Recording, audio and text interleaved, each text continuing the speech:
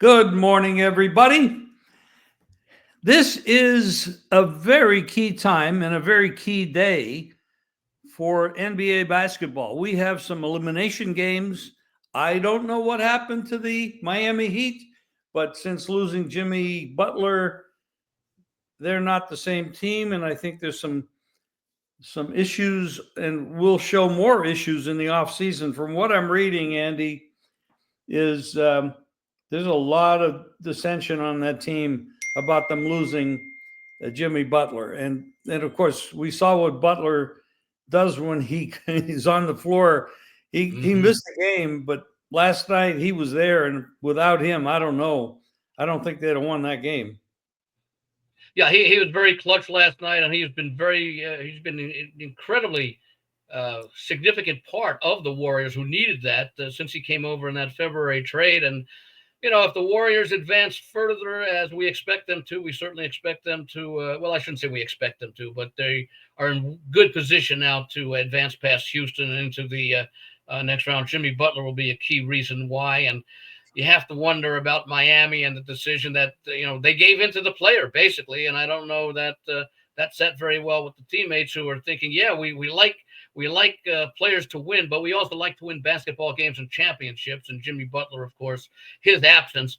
Well, we see it in the results. We see it in their poor second half of the regular season, and it was tough to watch last night, especially after watching Oklahoma City doing the same thing to Memphis. Oh A yeah. few days earlier with a 50-point blowout. And in fact, I think I saw it on ESPN last night that the last two times that the last this may be, I forget what the time frame was, but it was like the second time that the two number one seeds have swept a 7-game series in 4 games in the same season. And I think the other time it happened was about 15, 17 years ago. I forget the two teams involved. I think Phoenix was one of them. I think it was maybe Phoenix and Boston or something. Neither of those teams made the NBA Finals. So what we're seeing now is we're seeing the two of these teams, the top seeds, Cleveland and Oklahoma City, sweeping their opponents, looking magnificent in the process. In fact, I think that the margin of victory by I think it was Cleveland. I think it was Cleveland in this series, or maybe it was OKC. Set the all-time record for the most points, the largest average margin of victory, I think, in a Wow. 4-game sweep, which is pretty amazing. But yeah, Miami's got some issues, and Cleveland. I don't know if they can get by Boston, although you got Brown and Tatum both nursing injuries. I think they both played, but they both missed some time late in the season. Uh, this Cleveland team, again, I've mentioned all season, Oklahoma City was the most consistent team from start to finish in the league. I think in the East, Cleveland was almost as consistent, especially with the way that they've been able to play down the stretch and in close games.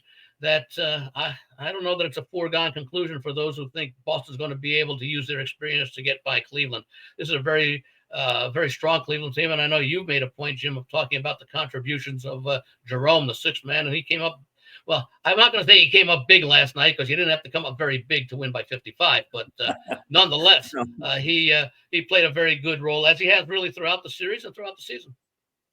Well, and we talk about Boston a little bit. We talk about Brown and Tatum, but we also talk about Holiday, who's a Mm-hmm. key contributor to that team, and he's been a little hurt as well. Yeah, his. I mean, this team is they. I think they can get by without Holiday, but without Tatum or Brown, I think it'd be a lot more difficult because there are other role players who can fill in for Holiday. Although he's certainly been a great key contributor for the team, and Boston is going to be very difficult to defeat. Of course, they haven't gotten by Orlando yet, but they probably will tonight. As far as straight up results go, we're going to see. We may very well see the top seeds in each conference make it into the conference semifinals and championships. The one exception as far as the top seed, Golden State, as I think they ended up as the number 7 seed as a result of winning that first playoff game. But they're not a 7 seed. Much like in the NHL, Minnesota was not a wild card team, but they suffered with injuries, and of course they're taking just to talk hockey for a moment, they're taking the Golden Knights into what's now a best of three series. So we see that so often, especially with teams that have prolonged injuries. They make it to the playoffs, and their seeding is not really indicative of how good a team that might be, but they had multiple key injuries throughout the season. I think that's certainly the case with Golden State. Absolutely, and and the addition of Butler, of course. well, in that is huge. They have the pedigree. They got Steph Curry. They got Kerr at head coach. I mean, you got a lot of stuff there. I mean, Draymond is he is who he is. I mean, he causes a lot of trouble, but that actually helps because the rest of the other team hates him, and so he does what he does, and he's an asset. But also sometimes when he gets into messes like kicking guys in the head, or if he did that, it's a negative. But when you have Steph by the way gets into the minds not just of the opposition, he gets into the minds of his own teammates. He does. He really does. He's just a unique character from that perspective. But when you got Steph and Jimmy Butler, well, you got two guys that are they can do a lot of damage, and you got some role players that are also stepping up as well. There's a couple. We talk about all of this. Detroit, of course. There's the controversy on the last play of the game the other night where the refs which the refs admitted that there was a foul that should have been called. Yes, and that I don't know if it was a foul, he's going to shoot 3 free throws, and he needs to make 2 out of 3. Yeah. And so it's one of those things. I mean, and of course there was a controversy with Doncic with the foul as well, but the refs are human, and they make mistakes, and this is all part of the game, and it's a tough way to go, especially. Well, I think at the end of the game, those things should be reviewable. I don't know why. I don't know why they're not. I think the solution is call the foul if it's very questionable, because you can always now review it and wipe it off. The problem is if you don't call the foul and play continues, and it did in this case because it was out of bounds after the foul wasn't called. But I don't think you can use a review to call a foul that wasn't called during the game. But I believe it's like in the NFL. You can't call a penalty that wasn't called upon review, but you can reverse a penalty that was called upon review. I think they should do things, especially in the last 2 minutes for the NBA, especially when you're talking the playoffs. I mean, it should happen. It should happen all the time in the playoffs, but especially when the circumstances were that it would have decided the game because it was a 1-point game at the point. If it had been a 20-point lead at that time, big deal. But when the game is on the line, I think the better way of approaching it is to take the action that allows that action to be reviewed, meaning that you call the foul and you can always undo it. You can't review it if you haven't made the call. Excellent point, Andy, and you're right. I wish the smarter minds, if there are some, make these rules. I don't know what the hell they're thinking about, but this is the playoffs. You don't want to mess up something like this. And then that we talk about there's some. I mean, these are great points. Do the Pistons come back pissed off because that happened, or dejected because that happened? And of course they got to go to New York now and make up a game. They got to win a game. They're going to win a couple, actually. And of course, how the hell do you stop Mr. Clutch? Because at the end of the game, you can't stop him. He just keeps doing what he does, and he's very effective.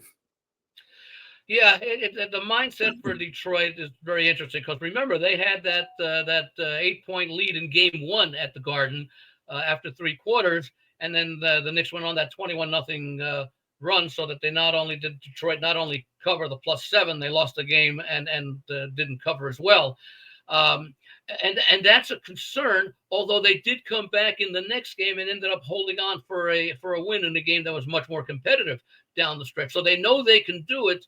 And they have to believe with their season on the line that they're going to put forth the good effort, that game is not going to stick in their mind what happened. Yeah, maybe it'll motivate them to be a little bit angry and maybe be a little bit more physical and maybe try to be a little bit more aggressive earlier in the game, or certainly early in the fourth quarter, so they're not in that position.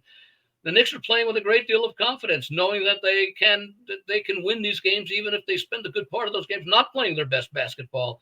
I think the line right now is 5.5 tonight. I want to take Detroit. I I just don't know if they're good enough to be able to hang in there. Maybe I can make a case for looking this to be a high scoring game, with the Knicks not exactly the best defensive team and Detroit probably having to take more chances. But and I don't even know at 6 where it opened in some places that I'd feel comfortable, because I'm just concerned about their play down the stretch, which we've seen in several games, including the game that they ended up losing the other night. That they had a foul because they were up by a decent margin. Certainly, well, they were like 2.5 point favorites, and they were covering that for most of the latter part of the fourth quarter until the very end. So I don't know if they'd be able, again, of holding on to a lead. Now, they don't have to hold on to a lead tonight because they're the underdog, but then you start pressing, and all of a sudden a 3-point game becomes a 5-point game, becomes a 7-point game, because you're firing up shots in a hurry in an attempt to save your season. Cade Cunningham is a tremendous talent. Love him. But he is very young. And this team basically is very young. And that is a negative in these pressure situations, because many times in lots of sports, teams they go so far and they have to almost lose in order to learn how to win. You pay your dues. I think I remember seeing that with the Detroit Pistons in the late 80s and the Chicago Bulls, who followed them in the late 80s and early 90s. You lose a couple of years in the playoffs. It gives you a little bit of strength. It gives you a little bit of confidence. You belong. You don't have doubts about your ability because you've already done it. And I think you might be absolutely right. And that was my thought coming into this season, coming into this series of playoffs, because I did like Detroit. My concern was, will their inexperience hamper them this year and have it be a learning experience, because they played extremely, extremely well, and they surprised a lot of people with how where they ended up in the standings. So this game presents a great deal of uncertainty, because Detroit has shown that they compete. They have shown that they can win a close game, as they did in game 2. After a collapse in game game 1, that probably has them in a similar mindset tonight, after not a collapse, but a call that should have been called, that was admitted should have been called, that cost them a game. So I'm more inclined to look at Detroit, but if I were to make it a play, it would probably be half of what a normal play would be, because of the uncertainty, even though I have confidence in them. And the Knicks just need to win the game. That's all they're concerned about. Well, I would definitely, if I'm playing the game, I'm going to buy a half point, take it 6. I want that little cushion. Let's go to another very competitive. I mean, they're all very important. Every game has so much drama. Denver and the LA Clippers.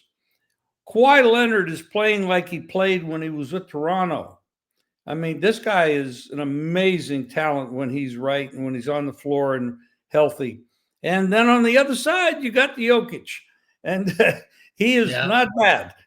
This guy is an amazing talent. He knows what to do with the ball. He knows how to set up the other players to be the best in the best position. You can't stop him.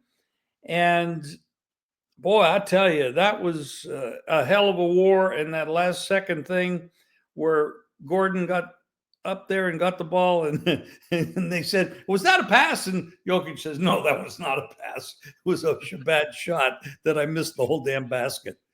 It's been a very competitive series, except for, I think, really, it was game 3 when the Clippers played their best game in a playoff series in quite some time. They easily could be up 3-1. They easily could have swept the series, really. I mean, when you think about it. But the way they lost game 1 in overtime after leading most of the way. Then they did win game 2, and of course game 3, and of course game 4. They might still be playing if that was a split second later, or that the shot got released. So what I've seen now in this game, and it's really interesting, and you have to respect Denver. I mean, they're not that far removed from from an NBA title. They've got one of the best players in the league. This game actually opened at a number of places. I saw it at the Westgate, which I think was the first to open it. Opened Denver 1.5-point home favorites, That's and correct. other places opened it after the early move with the Clippers being a 1-point favorite. And now I'm seeing actually Westgate has 1.5 on the Clippers. Circa has 2. Most other places now have 1.5, and one of the big offshore places has the Clippers 1.5. And I'm wondering if that, basically you're picking to win this game at that price. And I wonder what the lines makers thinking was in setting this line, at least the Westgate, at opening it at 1.5, because they had to believe that the money was going to come on the Clippers, even if they made it a 1-point game, and certainly if they made it higher because of the way the Clippers have played and basically could have won that, maybe even should have won that game. So maybe the lines makers at the Westgate are telling us that Denver's the right side in this game because the money is going exactly as they probably expected it to go. It's well, I don't think know. the Clippers are the better team, but the better team doesn't always win, especially on the road in a pick'em type game. Well, they're playing mile high. I mean, it's the elevation is an issue especially when it's a one-off game where you're not sitting there for 3-4 days getting acclimated to playing at 5,000 or 5,600 feet, whatever it is. That's an issue, but these are athletes, and they're the best athletes in the world, very well conditioned. This is tough. I mean, I just don't. I'm kind of old school. You got Denver should not be a home dog to anybody. I mean, it just I don't get it. It just this is a very good Clipper team. I actually feel the Clippers will win the series, but I don't. It's the number that bothers me. Making a Denver 1.5 or 2 makes sense. But now going to 2 on the other side, and I see a lot of 2s on the other side. So you can take Denver plus 2. Wow. And now I know I'm not going to say, okay, it's going to end up 1 or 2 and that's the margin, but the value, expected value in the play seems to me to be on Denver. No, I totally agree. And if the line were, say, Denver 1.5 where it opened at Westgate, or even 1 or 2, I'd still be scratching my head. Do I think I'm getting enough with the Clippers at just getting 1 or 2 points, considering it's on the road, it's at altitude. Denver knows how to handle the altitude, and I think we saw that in that first game when the Clippers had that big lead and Denver came back. And I think that's going to be, or that should be, Denver's style of play, is to maybe relax a little bit earlier in the game, and then in the fourth quarter when things are on the line, hurry up the pace and fatigue out the Clippers, who obviously if they played 2 games there. But even if Denver was still a 1 or a 2-point favorite, I'd have some questions about, do I want to take the Clippers? They are going to have to win at least 1 out of the 4 road games. Now they did that in game 1, in game 2. So they've already accomplished that. But then they gave it back with one of the losses at home. So now it's a best of 3 series, and 2 of them are going to be in Denver, or at most 2 of them will be in Denver if the series ends in 6. One of them.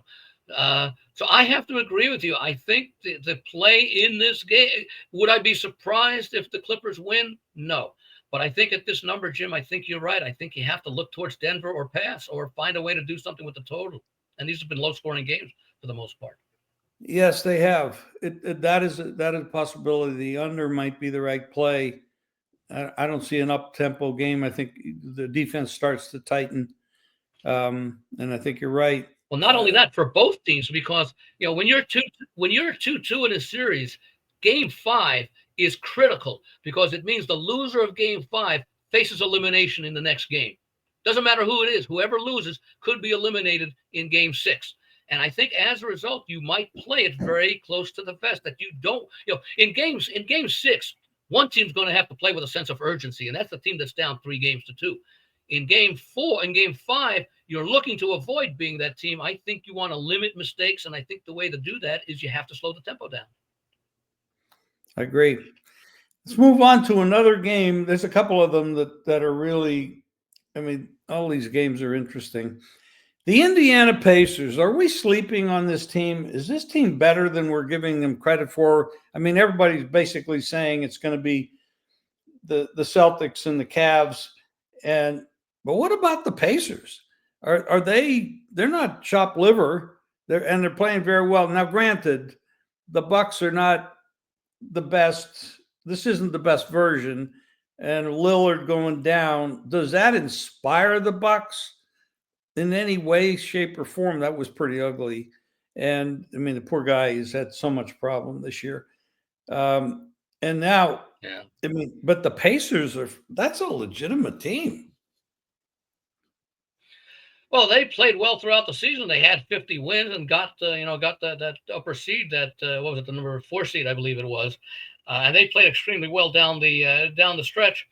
I did not do anything in game 4, and the reason was, okay, Indiana won those 2 home games to start the series. Lillard was out in game 1 and just back in game 2. No big surprise. And then Milwaukee took charge in the second half of game 3 and said, we plan on being a force in this series, and we want to force this into a 6 or 7 game series. And then in game 4, Indiana wins on the road, and was impressive in doing so. Of course, Lillard got hurt, but nonetheless, that was a very impressive effort for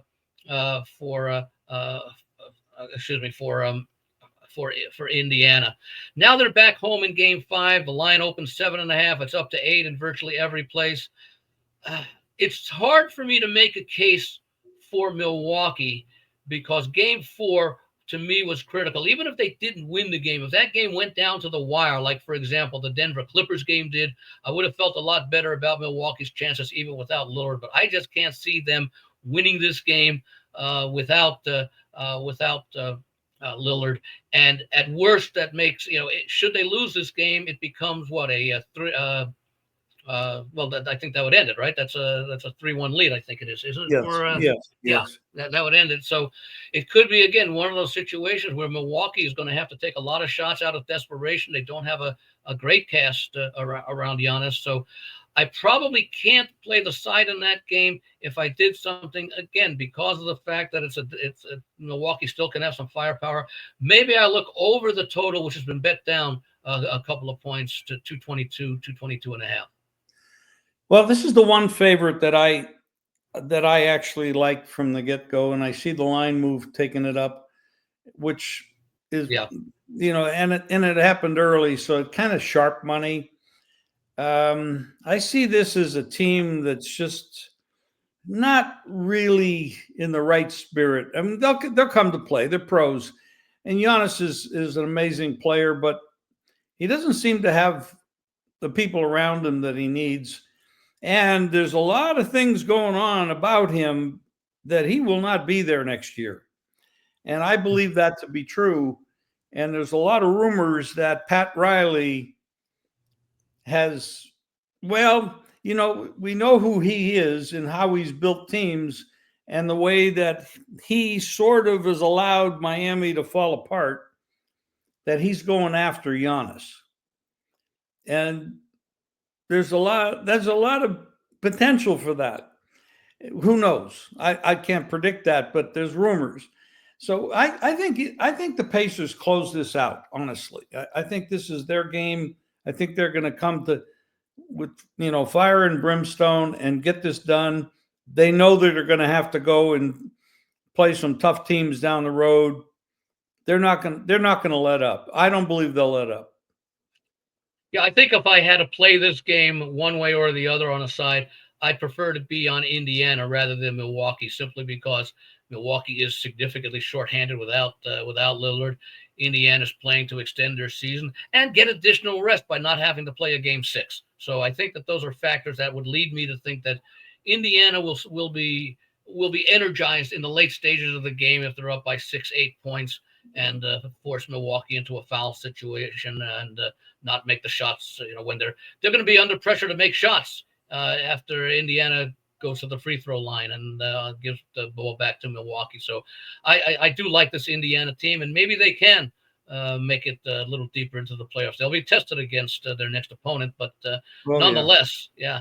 And I think it's Cleveland, because I think Boston, Cleveland was number 1, Indiana number 4. So I think that I would be don't, I that don't, matchup. I So don't think I like Cleveland a lot, yeah, but I not don't sure think I'm going to do anything. I don't think that'll be an easy series. I think the Pacers are going to give them trouble. No, I could see that being a 6-7 game series. Yeah. Certainly a 6-game series. Yeah.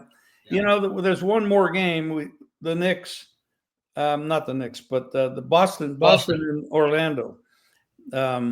Now, Orlando is not we know who they are. They're a defensive team.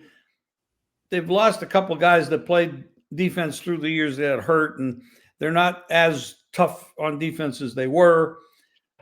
But is there any reason to believe that they can come up to Boston and cover a 12 or an 11-point game? Well, looking at the series, they did cover in game 2 after they lost that first one. This has been a low-scoring series. They had, let's see, game 1 was 103-86. Game 2 was 109-100. That's the outlier. Game 3 was 95-93, and then game 4 was 107-98. So, and that one went over. The total is 198, and normally I would like to take the big number with Orlando with their season on the line, but I might stand. I see that the total has gone down from, I think it was an opening of 200 to I think it's 198 now. I might still look under the total in this one, because I think, once again, it's almost like that game in Denver, but for a different reason. With Orlando facing elimination, I think they have to shorten the number of possessions in this game as much as possible. Now, if Boston gets out to a 33-17 lead after one quarter, maybe that changes things a little bit. But Sure. My expectation is that even at the start of the game, Orlando is going to try to be deliberate. The point spread tells you that there's a huge difference between these two teams, and Orlando can understand that. They saw what happened in game 1, the 17-point loss. So, maybe I take a look at the under in this game, and maybe it's one of these games that I'll watch the first quarter, not do anything pregame, but after the first quarter, I'll have a much better idea of how I think the game will play out. Yeah, they're good points, Andy. I'd like to mention, everybody, we normally do these shows, a baseball and a basketball show, on Monday. I was a little under the weather yesterday, so we couldn't do it. And so we're not going to really have a baseball show in per se today. We do have the ATS show tomorrow. That's our big show with everybody, and that's really good to tune into. Andy, since we're not doing baseball, we're not going to talk about any baseball games that are tonight, but do you have anything going forward for tomorrow that you might like? Just one game. Yeah, unfortunately, I haven't looked at it. I've got it on the screen right now, and I'm not even showing well, they're starting to put the pitching matchups right now. I can do one for those who may want to do something later today on Tuesday. I do like Pittsburgh with Andrew Haney going up at home against the Chicago Cubs against Imanaga. The Cubs are about a $1.35 to $1.40 favorite in that one. I like the way Haney has pitched. I like the way Pittsburgh started to play of late. I mean, they got a little bit of confidence getting those first 2 games in LA against the Dodgers after dropping, then dropped the last 2. They have some talent, and I think Haney has been a very pleasant pitcher. I might play Pittsburgh in the first 5. I'm not quite sure, because, again, these starters don't go very deep in the game, and I'm not thrilled with the Pittsburgh bullpen so much, although they did a job against Chicago early in that against the Dodgers. So I'm going to be on. I'll probably end up taking Pittsburgh for the entire game. May do a little bit, maybe a half a play on the first 5 with the Pirates. We are thinking alike. That's one of my plays for today. Now, going forward, a little bit of baseball. The Mets have really climbed to in a lot of power ratings right now, number one. Yeah. Now they in a lot of stuff. You can see CBS Sports, which is excellent. I have up on the screen. I read a lot in there. There's a lot of good stuff in there, and but there. And then when you look at the other side of it, who's at the bottom?